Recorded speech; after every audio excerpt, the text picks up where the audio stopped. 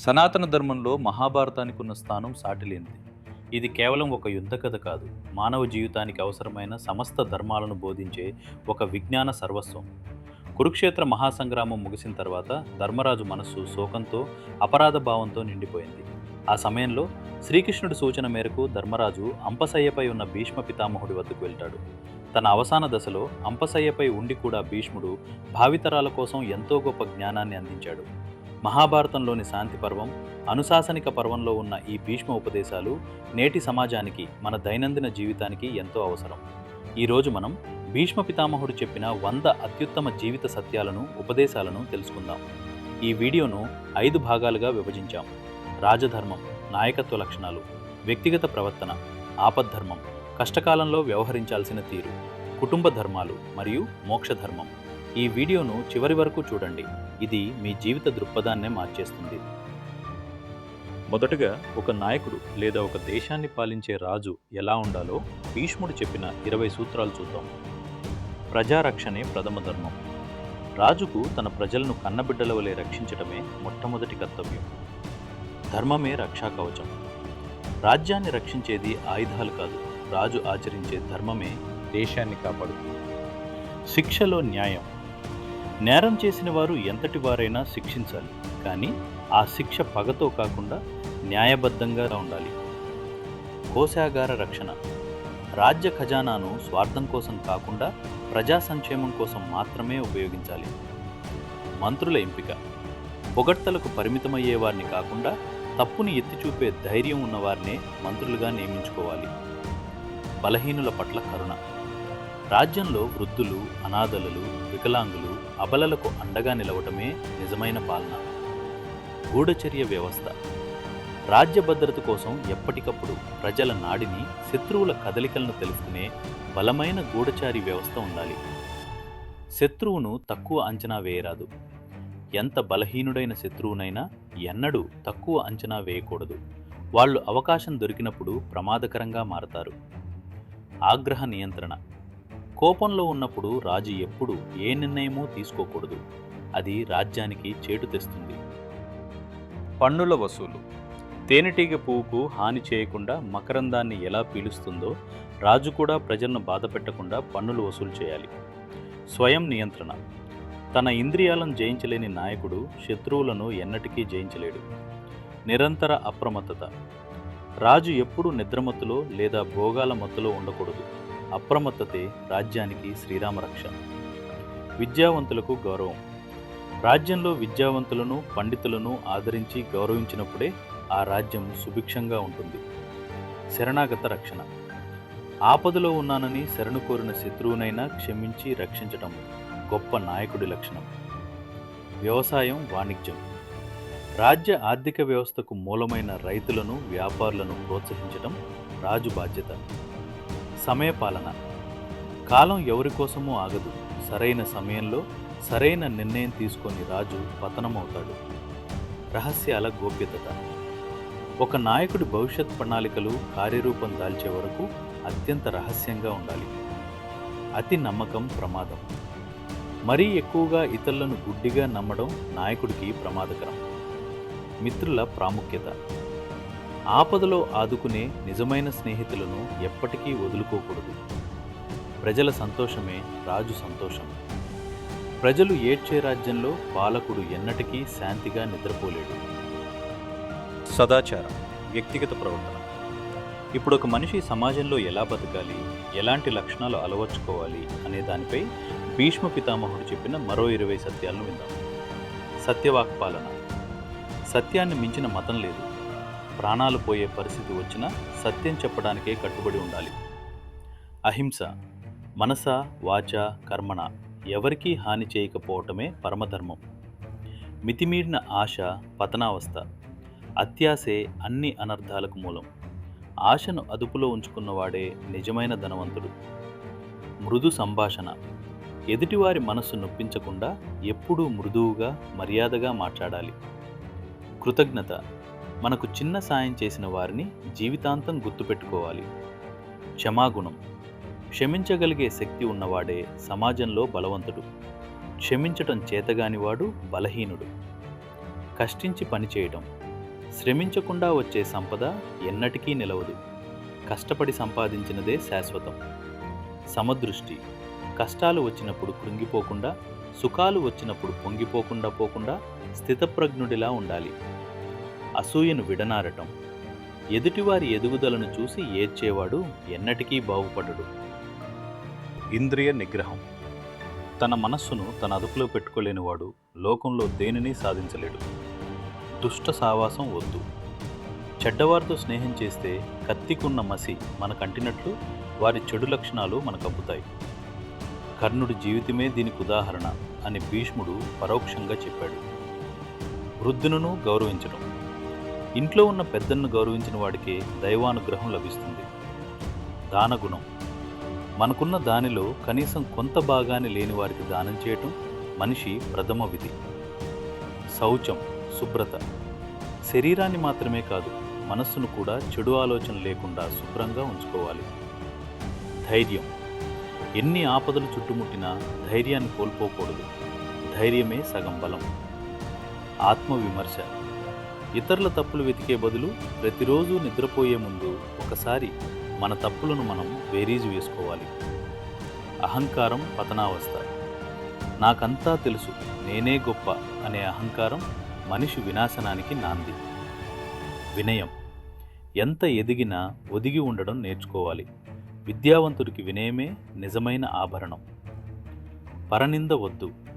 లేనివారి వెనుక వారి గురించి చెడుగా మాట్లాడటం, చాడీలు చెప్పడం మహాపాపం. లక్ష్య సాధన పట్ల ఏకాగ్రత. ఒక పని మొదలుపెట్టిన తర్వాత ఎన్ని ఆటంకాలు వచ్చినా దానిని పూర్తి చేసే వరకు వదిలిపెట్టకూడదు. ఆపద్ధర్మం. కష్టకాలంలో వ్యవహరించాల్సిన తీరు. మనిషికి ఎల్లప్పుడూ మంచి రోజులే ఉండవు.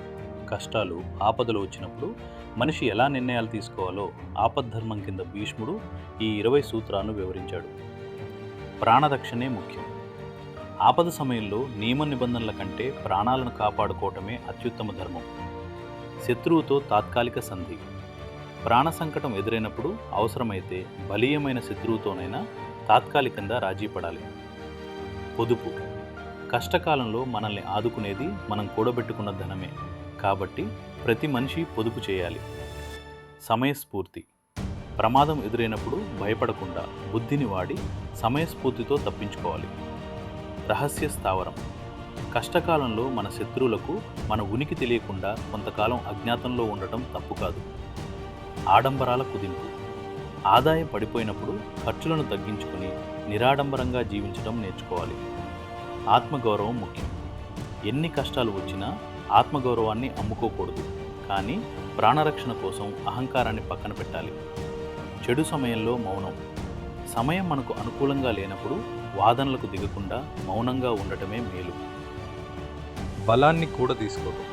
అపజయం ఎదురైనప్పుడు కృంగిపోకుండా పక్కకు తప్పుకుని మళ్ళీ బలాన్ని సమీకరించుకోవాలి. శత్రువు బలహీనతను గుర్తించడం. ఎదుటివాడు ఎంత బలవంతుడైనా వాడికొక బలహీనత ఉంటుంది, దాన్ని కనుక్కోవటం ఆపదలో ముఖ్యం. సహనం.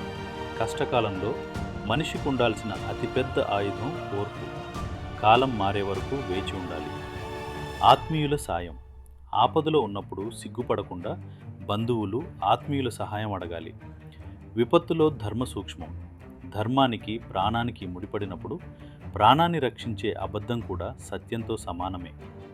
ఆరోగ్య పరిరక్షణ. కష్టకాలంలో శారీరక, మానసిక ఆరోగ్యాన్ని కాపాడుకోవటం చాలా ముఖ్యం. కఠిన నిర్ణయాలు. అవసరమైతే కఠినమైన నిర్ణయాలు తీసుకోవటానికి వెనుకాడకూడదు. నమ్మక ద్రోహం పట్ల జాగ్రత్త. కష్టకాలంలో మనల్ని నమ్మించి మోసం చేసేవారు ఎక్కువ ఉంటారు, కాబట్టి గుడ్డిగా ఎవరినీ నమ్మకూడదు. ప్రకృతికి అనుగుణంగా మారడం. గాలి వీచిన వైపు చెట్టు వంగినట్లుగా పరిస్థితులకు తగ్గట్లుగా మనిషి మారాలి. ఆశావహ దృక్పథం. ఈ చీకటి తర్వాత తప్పక వెలుగు వస్తుంది అనే సానుకూల దృక్పథం, పాజిటివ్ యాటిట్యూడ్ కోల్పోకూడదు. అపవాదులకు భయపడకూడదు. కష్టకాలంలో వచ్చే నిందలను పట్టించుకోకుండా లక్ష్యంపైనే దృష్టి పెట్టాలి. దైవ బలం. ఎన్ని ప్రయత్నాలు చేసినా ఫలితం లేనప్పుడు దేవునిపై భారం వేసి నిశ్చింతగా ఉండాలి. గృహస్థాశ్రమం. స్త్రీ గౌరవం, సామాజిక బాధ్యతలు. సమాజంలో కుటుంబ బంధాలు ఎలా ఉండాలి, ఆడవారి పట్ల ఎలా ప్రవర్తించాలి అనే విషయాలపై భీష్ముడు చెప్పిన 20 విలువైన ఉపదేశాలు ఇప్పుడు చూద్దాం. స్త్రీకి గౌరవం. ఎక్కడైతే స్త్రీలు పూజించబడతారో అక్కడ దేవతలు కొలువై ఉంటారో. స్త్రీ కన్నీరు కార్చే ఇల్లు లేదా రాజ్యం నాశనమైపోతుంది. భార్యాభర్తల బంధం. భార్యాభర్తలు రథానికి ఉన్న 2 చక్రాల లాంటివారు. ఒకరినొకరు అర్థం చేసుకుని ముందుకు సాగాలి. భార్యే గృహలక్ష్మి. ఇంటికి ఇల్లాలే దీపం. ఆమె సంతోషంగా ఉంటేనే ఆ కుటుంబం వృద్ధి చెందుతుంది. సంతాన పెంపకం. పిల్లలకు కేవలం ఆస్తులు ఇవ్వడం కాదు, మంచి సంస్కారాన్ని, విలువలను నేర్పించడం తల్లిదండ్రుల బాధ్యత. అతిథి మర్యాద. ఇంటికి వచ్చిన అతిథి దేవుడితో సమానం. వారికి శక్తి వంచన లేకుండా భోజనం పెట్టాలి.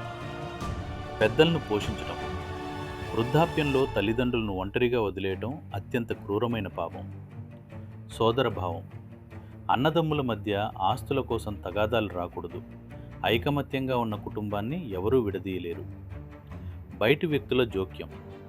కుటుంబ విషయాల్లో బయటి వ్యక్తుల, శకుని లాంటి వాళ్ళ జోక్యం ఎన్నటికీ అనుమతించకూడదు. పితృస్వామ్యం. మాతృప్రేమ. తండ్రి శిక్షించేవాడిగా ఉన్న తల్లి ప్రేమతో పిల్లలను సరైన మార్గంలో పెట్టాలి. ఇంటి వాతావరణం పవిత్రత. ఇంట్లో ఎప్పుడు కలహాలు, అరుపులు ఉండకూడదు. ప్రశాంతమైన వాతావరణం దైవత్వానికి ప్రతీక. ధనార్జనలో న్యాయం. కుటుంబ పోషణ కోసం అక్రమ మార్గాల్లో ఇతరులను మోసం చేసి డబ్బు సంపాదించకూడదు. బంధుమిత్రుల పట్ల ఆదరణ. ఆపదలో ఉన్న బంధువులను ఇంటికి పిలిచి ఆదరించడం గృహస్థుడి విధి. కన్యాదానం. అర్హుడైన వరుడికి కూతుర్నిచ్చి వివాహం చేయటం తండ్రికి గొప్ప పుణ్యకార్యం. అన్నదానం. ఆకలితో ఉన్నవాడికి కడుపు నిండా అన్నం పెట్టడాన్ని మించిన యజ్ఞం లోకంలో మరొకటి లేదు.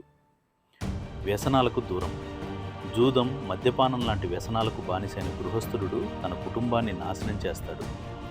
ధర్మరాజు జూదమాడిపడ్డ కష్టాలను ఇక్కడ స్మరించుకోవచ్చు. పొరుగువారితో సత్సంబంధాలు. పొరుగువారితో స్నేహంగా ఉండాలి.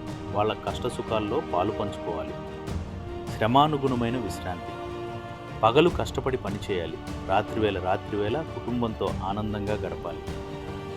పెంపుడు జంతువుల రక్షణ. ఇంట్లో ఉన్న పశువులను, గోవులను హింసించకుండా కంటికి రెప్పలా చూసుకోవాలి. వంశ గౌరవం. మన ప్రవర్తన మన వంశానికి పేరు తెచ్చేలా ఉండాలి, కానీ తలవంపులు తెచ్చేలా ఉండకూడదు. పండుగలు, పూజలు. పండుగలను, దైవ కార్యాలను కుటుంబ సమేతంగా చేస్తూ ధర్మ మార్గంలో నడవాలి. మోక్ష ధర్మం. ఆధ్యాత్మిక చింతన, కర్మ సిద్ధాంతం. మనిషి పుట్టుక, మరణం, ఈ జన్మలో చేసే కర్మల ఫలితాలు, ఆత్మ ముక్తి పొందే మార్గాలను వివరిస్తూ భీష్ముడు చెప్పిన చివరి 20 గొప్ప ఆధ్యాత్మిక సత్యాలు ఇవే. కర్మ సిద్ధాంతం. ప్రతి మనిషి తాను చేసిన కర్మల ఫలితాన్ని అనుభవించక తప్పదు. మంచి చేస్తే మంచి, చెడు చేస్తే చెడు దక్కుతుంది. మరణం తథ్యం. పుట్టిన ప్రతి ప్రాణికి మరణం శాశ్వతం, కాబట్టి మరణం పట్ల భయం కానీ, శోకం కానీ వద్దు. శరీరం అశాశ్వతం. ఈ శరీరం ఒక అద్దె ఇల్లు లాంటిది. ఆత్మ అనేది శాశ్వతమైనది, అది చావు లేనిది. భౌతిక వస్తువులపై వ్యామోహం. భూమి, బంగారం, ఆస్తులు ఇవేవి మనతో రావు. చనిపోయేటప్పుడు వెంట వచ్చేది మనం చేసిన పుణ్యం మాత్రమే. ఆత్మజ్ఞానం. తనను తాను తెలుసుకోవటమే ప్రపంచంలో అతిపెద్ద జ్ఞానం. అదే పరమాత్మను చేరుకునే మార్గం. దైవభక్తి. నిష్కల్మషమైన మనసుతో దేవుణ్ణి ప్రార్థిస్తే ఆ భగవంతుడు ఎప్పుడూ మన వెంటే ఉంటాడు. ఇక్కడ భీష్ముడు కృష్ణుణ్ణి కీర్తించిన విష్ణు సహస్రనామాలను గుర్తు చేసుకోవచ్చు. కోరికలను వదిలివేయడం. వైరాగ్యం. కోరికలు మనిషికి బంధాన్ని ఏర్పరుస్తాయి. బంధాలు లేనివాడే నిజమైన స్వేచ్ఛను పొందుతాడు. మమకారమే శోకానికి మూలం.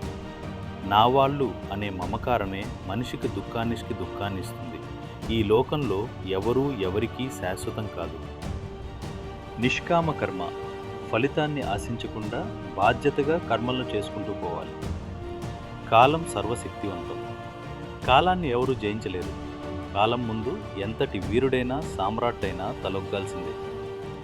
సజ్జన సాంగత్యం. మంచివారికి దగ్గరగా ఉండటం వల్ల ఆత్మ పవిత్రమవుతుంది. ఆధ్యాత్మిక ఎదుగుదల కలుగుతుంది. అహంకార రాహిత్యం.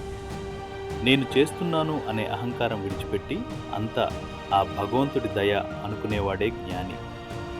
భగవన్నామ స్మరణ. అవసాన దశలో భగవంతుని నామాన్ని స్మరించడం వల్ల మనిషికి సులభంగా ముక్తి లభిస్తుంది. తీర్థయాత్రలు, పవిత్రత. జీవిత చరమాంకంలో పుణ్యక్షేత్రాలను దర్శించడం, నదీ స్నానాలు చేయటం వల్ల పాపాలు తొలగిపోతాయి. గురుభక్తి. అజ్ఞానపు చీకట్లను పారద్రోలే గురువును దేవుడితో సమానంగా పూజించాలి. క్షమాపణ కోరడం. జీవితంలో చేసిన తప్పులను తలుచుకుని భగవంతుని ఎదుట పశ్చాత్తాపపడితే ఆత్మకు శాంతి కలుగుతుంది. విశ్వశాంతి కోసం ప్రార్థన. కేవలం తన స్వార్థం కోసమే కాకుండా లోకా సమస్త సుఖినో భవంతు అని సమస్త లోకాల శాంతిని కోరుకోవాలి. నిర్భయత్వం. ఆత్మ ఎప్పటికీ నశించదని తెలుసుకున్నవాడు మృత్యువును చూసి కూడా భయపడ్డడు. అంతరంగ శుద్ధి. బయట ప్రపంచంలో ఎంత దానం చేసినా లోపల మనసు మురికిగా ఉంటే దేవుడు ఆమోదించడు. దైవ శరణాగతి. సర్వధర్మాన్ పరిత్యజ్య మామేకం శరణం వ్రజ అన్నట్లు అన్ని ధర్మాలు వదిలి భగవంతుని పాదాలు శరణు వేడటమే మోక్షానికి ఏకైక మరియు అంతిమ మార్గం. చూశారు కదా, అంపశయ్యపై తీవ్రమైన బాధను అనుభవిస్తూ కూడా ప్రపంచానికి భీష్మ పితామహుడు అందించిన ఈ 100 ఉపదేశాలు ఎప్పటికీ నిలిచిపోయే ఆణిముత్యాలు. మహాభారతం కేవలం పుస్తకం కాదు, అది ఒక బ్రతుకు పుస్తకం. అందులోని ఈ శాంతి పర్వం, అనుశాసనిక పర్వం అంశాలు ప్రతి ఒక్కరి జీవితంలో ఏదో ఒక సందర్భంలో ఖచ్చితంగా దారి చూపిస్తాయి. మీకు ఈ వీడియోలోని ఏ ఉపదేశం బాగా నచ్చిందో కింద కామెంట్ సెక్షన్లో తెలియజేయండి. అలాగే మన పురాణాల్లోని ఇంతటి అద్భుతమైన జ్ఞానాన్ని మీ మిత్రులతో, కుటుంబ సభ్యులతో ఖచ్చితంగా షేర్ చేయండి. ఇలాంటి మరెన్నో అద్భుతమైన, స్ఫూర్తిదాయకమైన వీడియోల కోసం మన ఛానల్ని సబ్స్క్రైబ్ చేసుకోవడం మర్చిపోకండి. ధన్యవాదాలు. నేను మీ స్వరూప్ కిషన్. రాధే కృష్ణ, జై శ్రీకృష్ణ. సర్వం శ్రీకృష్ణార్పణమస్తు.